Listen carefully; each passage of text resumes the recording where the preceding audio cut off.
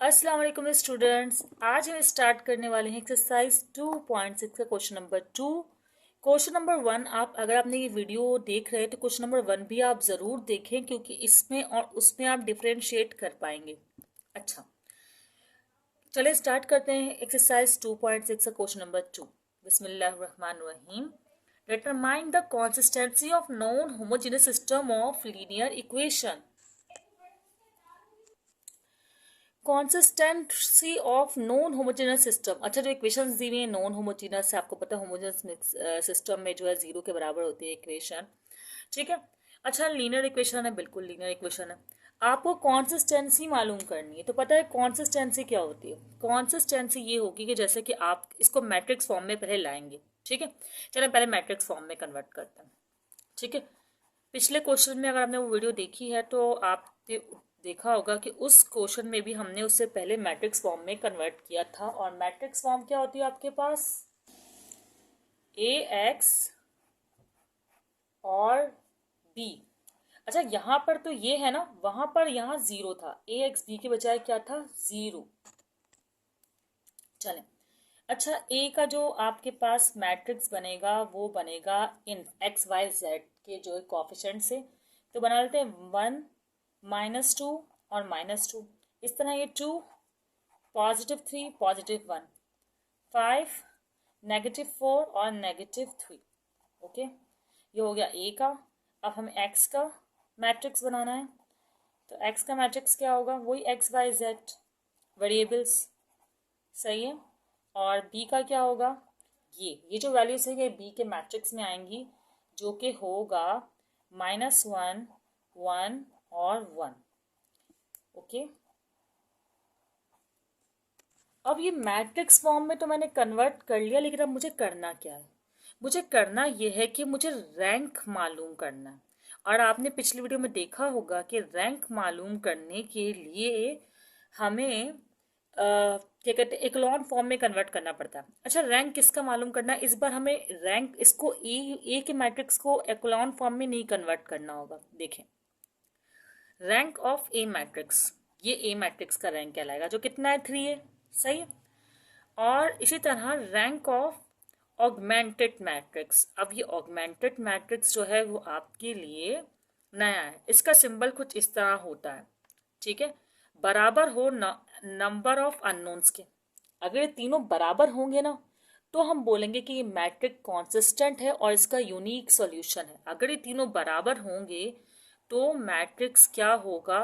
Consistent होगा, सही है। जो कि ये मालूम करने के लिए हमें कह रहे हैं। ये पहला क्वेश्चन थोड़ा डिटेल में बता रही हूँ आपको, ठीक है। और अगर ये बराबर नहीं होंगे तो मैट्रिक्स जो है वो कॉन्सिस्टेंट नहीं होगा और उसके इनफाइनाइट सॉल्यूशंस होंगे, सही है। अभी सिंपल मैंने आपको मैट्रिक कॉन्सिस्टेंट का रख लिया, इसका अपोजिट आप जो है इनफाइनाइट सॉल्यूशंस का लिए रख दिया। और यूनिक सॉल्यूशन, इसका क्या होगा? Unique solution.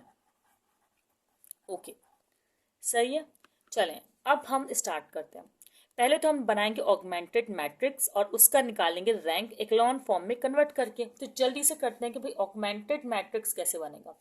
ऑगमेंटेड मैट्रिक्स कुछ नहीं होता, हम यहाँ लिख देते हैं कि change above matrix into augmented matrix, ठीक है। Change above matrix into augmented matrix. It's not very difficult, ठीक है।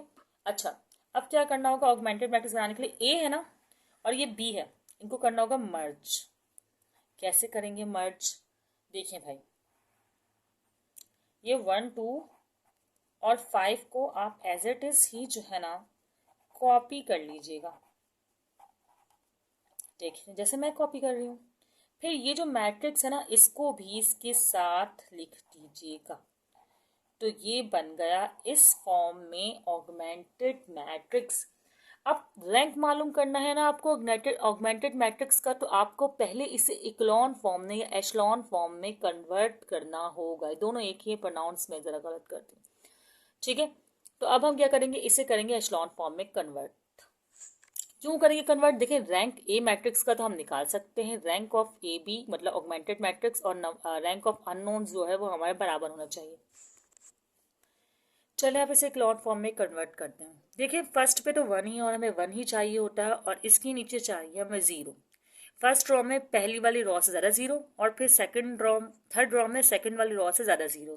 ये क्लॉन फॉर्म होती है। इसके लिए वीडियोस मैंने बनाई हुई हैं, चैनल पर मौजूद है, 2 से 3 वीडियोस जो है वो हैं, आप वहाँ से चेक कर लें। और इससे पिछली वाली जो वीडियो है क्वेश्चन वर्ड, उसमें भी हमने एक क्लॉन फॉर्म में जो है कन्वर्ट किया है। सही। अच्छा यहाँ पे मैं सिंबल बना लेती हूँ तो भी चलता, लेकिन चले कोई बात नहीं, ठीक है। अब क्या करना है आपको, यहाँ पर 0 लाना है ना, तो सिंपली आप दोनों जगह 0 चाहिए मुझे, यहाँ भी और यहाँ भी। तो मैं क्या करूँगी कि रॉ 1 को 2 से मल्टीप्लाई करवा के सब्ट्रैक्ट करवा दूंगी, और रॉ 1 को मतलब रॉ 2 के लिए मैं ये काम करने वाली हूँ कि रॉ 2 में सब्ट्रैक्ट करवाऊंगी रॉ 1 को, लेकिन 2 से मल्टीप्लाई करवाकर। एंड रॉ 3 में भी मैं क्या करूँगी कि सब्ट्रैक्ट करवाऊंगी, लेकिन 5 से मल्टीप्लाई करवाकर। 5 से क्यों? क्योंकि 5 नहीं चाहिए ना, तो -5 + 5 0 हो जाएगा, -2 + 2 0 हो जाएगा। अब जल्दी से कर लेते हैं। दो फंक्शंस जो है वो एक साथ भी परफॉर्म कर सकते हैं, ऐसी बात नहीं है, मैंने करते हुए देखा है इसको। हाँ कर सकते हैं, बिल्कुल अलग अलग रॉ पे काम कर रहे हैं ना। 2 1 ज़ा 2, ये क्या है, माइनस का 2 R1 है ना, हाँ। तो 2 1 ज़ा 2 + -2 0, 2 2 ज़ा 4, माइनस प्लस 4 और +3 7, 2 2 ज़ा 4, माइनस प्लस 4 और 1 5, 2 1 ज़ा 2, माइनस प्लस 2 and 1 3। इस तरह आ गया हमारे पास। इस तरह अब इसको 5 1 ज़ा 5, प्लस माइनस माइनस तो हो गया 0, 5 2 ज़ा 10, माइनस का माइनस प्लस 10 और माइनस का 4, 10 और माइनस का 4 हो जाएगा 6, ठीक है। इसी तरह हम 5 2 ज़ा 10, माइनस प्लस का 10 और माइनस का 3, तो ये हो जाएगा 7। सही है। और 5 1 ज़ा 5, माइनस प्लस 5 और +1, तो ये हो जाएगा 6, ठीक है।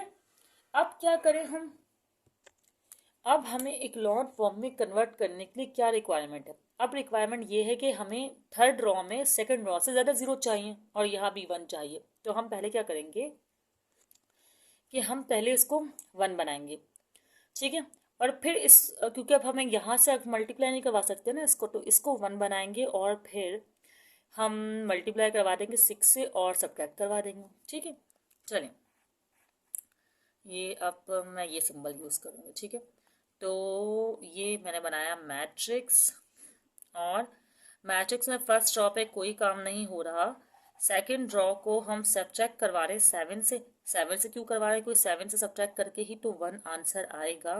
तो रॉ 2 में हम रॉ 2 को सब्ट्रैक्ट करवा रहे हैं 7 से, ठीक है। तो 0 रहेगा, ये 1 हो जाएगा, और ये हो जाएगा 5/7, और ये हो जाएगा 3/7, और रॉ 3 ऐसी की ऐसी एज इट इज हमारे पास रहेगी। सही। अब क्या करना है? अब आपको करना है कि इसको 0 करना है, तो पूरी रॉ 2 को 6 से मल्टीप्लाई करवा कर रॉ 3 से सब्ट्रैक्ट करवाएंगे, ठीक है। कोई इतने मसले की बात नहीं है। रॉ 1 एज इट इज हमारी जो रहेगी, और रॉ 2 में भी कुछ नहीं करना हमने,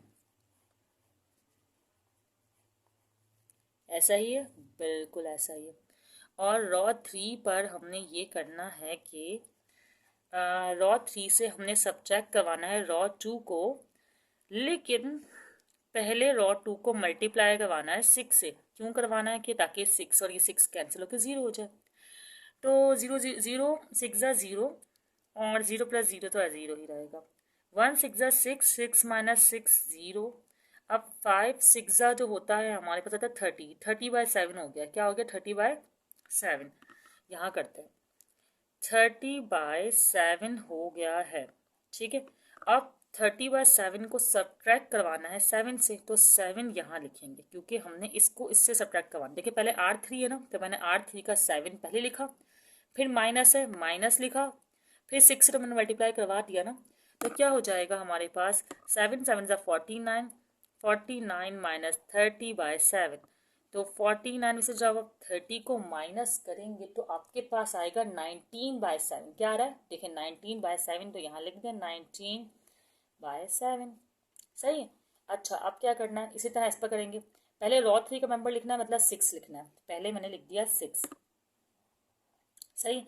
फिर लिखना है माइनस, तो मैंने माइनस का साइन लगा दिया। फिर लिखना है 6, तो ये 6 और R2 का मेंबर लिखना है, मैं इसे डायरेक्टली मल्टीप्लाई करवा रही हूँ। 6 और R2, 6 3 हो जाएगा 18, तो हम 18/7 में डायरेक्ट लिख रही हूँ। ठीक है, तो 7 6 क्या होगा हमारे पास, 7 6 होगा 42। ठीक है, और 42 को हम सब्ट्रैक्ट करेंगे 18 से और 7 से। जब 42 में से हम 18 माइनस करने को आएगा 24। क्या आएगा 24, और यहाँ पर 7। कोई मसले की बात नहीं, इजी है। ठीक है, अब यहाँ तक तो हमारे पास फॉर्म आ गई। अब हमें यहाँ पर कम से कम 1 चाहिए एक लॉन फॉर्म में कन्वर्ट करने के लिए। तो मैं क्या करूँगी कि पूरी इक्वेशन को 7 बाय, देखिए 19/7 है ना, तो 7/19 से मल्टीप्लाई करवा दूंगी।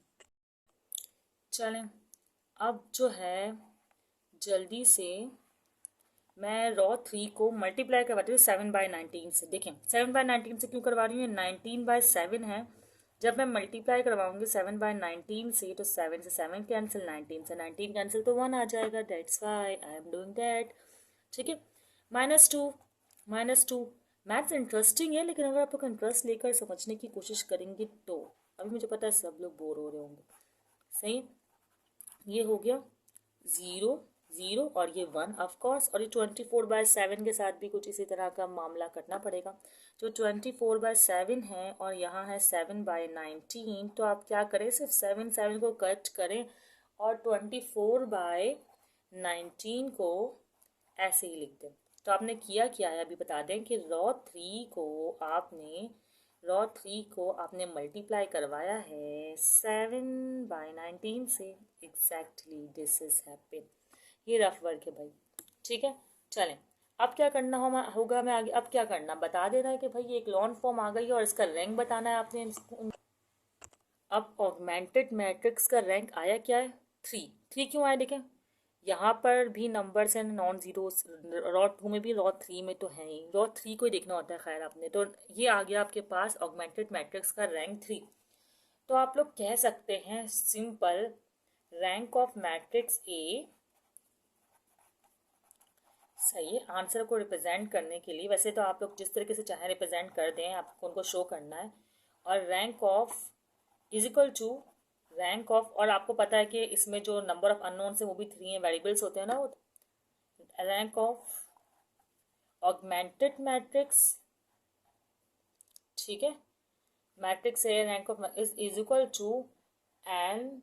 एन का मतलब क्या है, नंबर ऑफ अननोन्स। मैं यहाँ मेंशन कर देती हूँ, नंबर ऑफ अननोन्स। ठीक है, नजर आ रहा है आप लोग को, मे बी आ रहा। Hence the system has unique solution, ये भी लिख सकते हैं। वरना डायरेक्टली लिख दें सिस्टम हैज़, ये सिस्टम इज कंसिस्टेंट। ठीक है, system has unique solution, so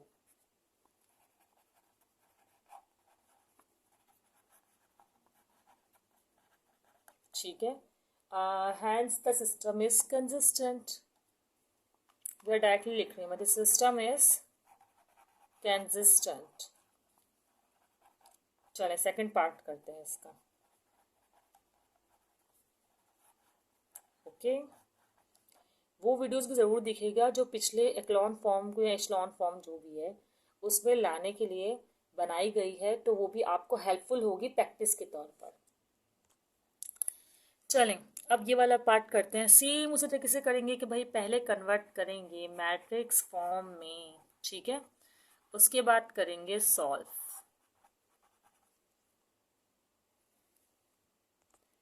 matrix form क्या होती है, वही ए एक्स और बी। सही है, ए में आप क्या लिखेंगे, ए का मैट्रिक्स, जो कि आप इसके कोएफिशिएंट लिखेंगे, मतलब 1 2 और 1, और यहाँ लिखेंगे 2 और 1 और 2, इसी तरह 2 3 और ये माइनस का 1, यहाँ पर ये आ गया। और फिर इस तरह आप यहाँ पर एक्स वाई जी जो वेरिएबल्स हैं वो लिखेंगे, क्योंकि आपको एक्स का मैट्रिक्स लिखना है, ठीक है। और फिर आप लिखेंगे बी का मैट्रिक्स, और वो क्या है, ये 2 -1 और 9, सही है। अब हम क्या करेंगे, इस मैट्रिक्स को चेंज करेंगे इक्लॉन फॉर्म में। मार्कर अब काम नहीं कर रहा है, चले कोई बात नहीं, ठीक है।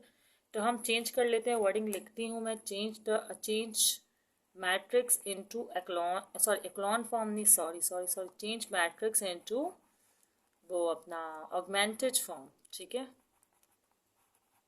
Augmented form, augmented matrix, that's better, मैंने लिख दिया। इसमें भी बहुत टाइम जाता है, पहले लिख कर रखना चाहिए मुझे ना। चलें, खैर, अब आपको क्या करना, ऑगमेंटेड मैट्रिक्स में कन्वर्ट करने के लिए आपने लिखना है ये इस तरह ए और बी, ठीक है। और फिर आपने बनाना है एक मैट्रिक्स, और मैट्रिक्स में पहले आपने ये वाले भी लिखने से हमने पहले किया है, बिल्कुल एज इट इज ही आपने करना है, 2 1 और 3 1 2 -1, सही है। और फिर आपने क्या करना, हाँ, फिर आपने, मैंने गलत लाइन बना दी, लाइन नहीं बनानी थी, चलो कोई बात नहीं। चलिए ये लाइन्स को स्ट्रेट कर देते हैं, ठीक है, इस तरह लिख देती हूँ, फिर मैं दोबारा लिख दूँगी, और ये लिख दूँगी 2 -1 और 9, सही है। और इसमें हम बना देंगे इस तरह। तो इसको दूसरे तरीके से लिखूँ तो इस तरह की फॉर्म बनेगी, जैसे कि हमने पिछले पार्ट में किया है, सही है ना। ओके, तो ये आपका हो गया ऑगमेंटेड मैट्रिक्स, जिसमें आप बी मैट्रिक्स और ए मैट्रिक्स के डिजिट्स को मर्ज करके लिख रहे हैं। अब आपने इसको करना है इक्लॉन फॉर्म में रिड्यूस, क्योंकि रैंक तो तभी निकलेगा जब ये इक्लॉन फॉर्म में रिड्यूस होगा, तो रिड्यूस इनटू इक्लॉन फॉर्म। चलें अब कन्वर्ट करते हैं, तो अब यहाँ पर होगा, ये भी नहीं काम कर रहा। अब इस मैट्रिक्स को हम कर लेंगे कॉपी, ये कॉपी नहीं करना, सॉरी मैं ना 2 एक्शन एक साथ परफॉर्म करूँगी। कौन से 2 एक्शन, रिड्यूस फॉर्म में कन्वर्ट करने के लिए, चलो ऐसा करते हैं, पहले हम इसको कॉपी कर लेते हैं, एक स्टेप पे स्टेप बढ़ाए जा रहे हैं, करे जा रहे हैं, ठीक है, कॉपी कर लिया, ये है।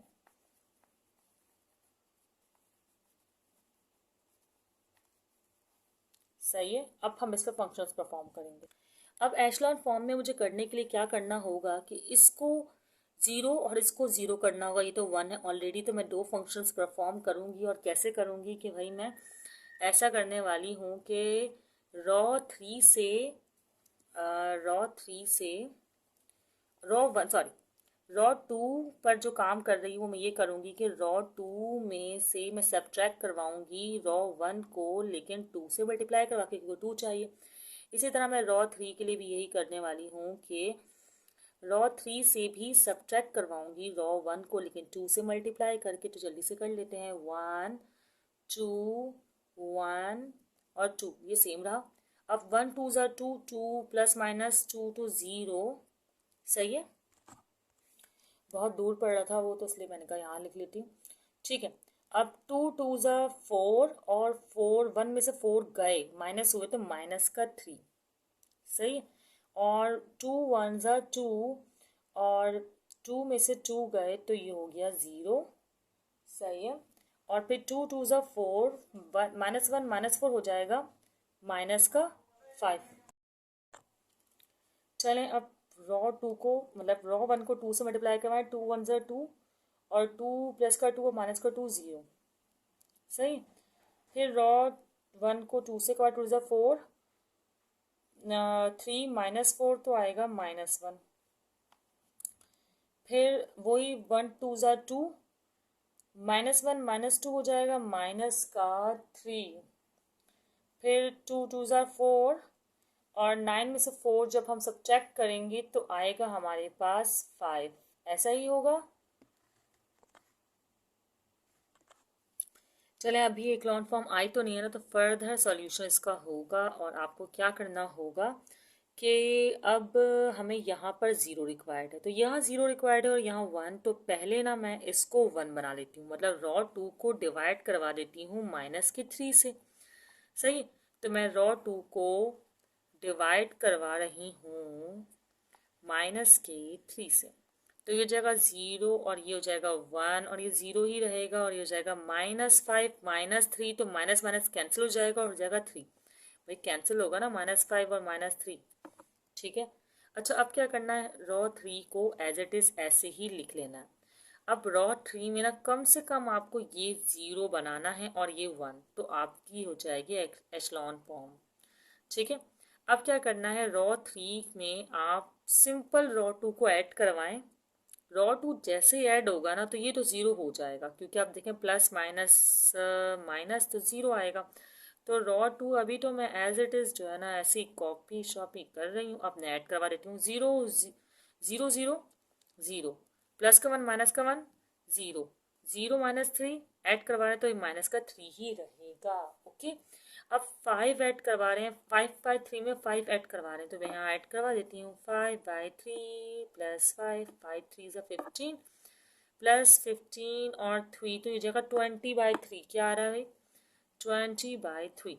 अब लास्ट स्टेज रह गया, वो क्या है कि इसको 1 बनाना है। तो मैं रॉ 3 पर रॉ 3 को डिवाइड करवा रही हूँ, ये भी इत्तेफाक से माइनस का 3 है तो माइनस के 3 से, सही।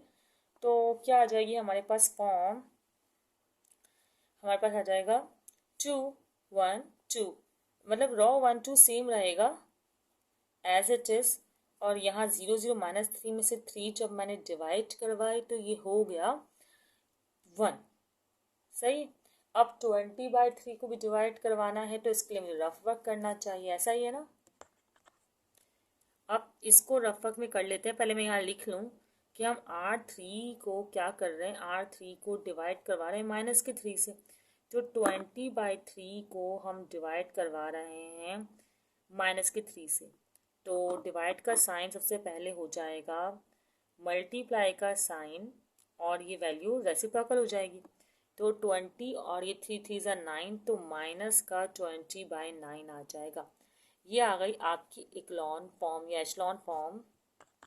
अब आप लिख के बता दें कि भाई रैंक जो आया है ना कॉन्जुगेट का, मतलब कॉन्जुगेट सॉरी ऑगमेंटेड मैट्रिक्स का जिसे बोलते हैं ए बी, वो बराबर है 3 के। 3 आपको पता है कि नॉन जीरोज आ रहे हैं, अगर यहाँ सब जीरो होते हैं ना तो हम इस रॉ को काउंट नहीं करते। तो सिंपली आप एक और रिप्रेजेंटेशन लिखेंगे, वो ये होगी कि rank of matrix A is equal to rank of A B. चलो ऑगमेंटेड मैट्रिक्स भी लिख सकते हो, लेकिन मैं खैर ए बी सिंबल लिख रही हूँ, is equal to number of unknowns, सही है। तो ये मैंने यहाँ पर मेंशन कर दिया, या एक मिनट सीधा होना चाहिए ना। तो hence the system is consistent. Answer directly इस तरह भी लिख सकते हैं जैसे मैंने पिछले क्वेश्चन में लिखवाया है, इस तरह भी लिख सकते हैं। तो यहाँ पर आपका क्वेश्चन नंबर 2 जो है वो मुकम्मल हो गया। कोई क्वेश्चन हो आपके माइंड में तो कमेंट सेक्शन में ज़रूर पूछें, और उसके अलावा अगर आपको कोई चैप्टर या किसी टॉपिक पर वीडियो चाहिए तो आप मुझे रिकमेंड कर सकते हैं। अपना ख्याल रखिएगा। अल्लाह हाफिज़।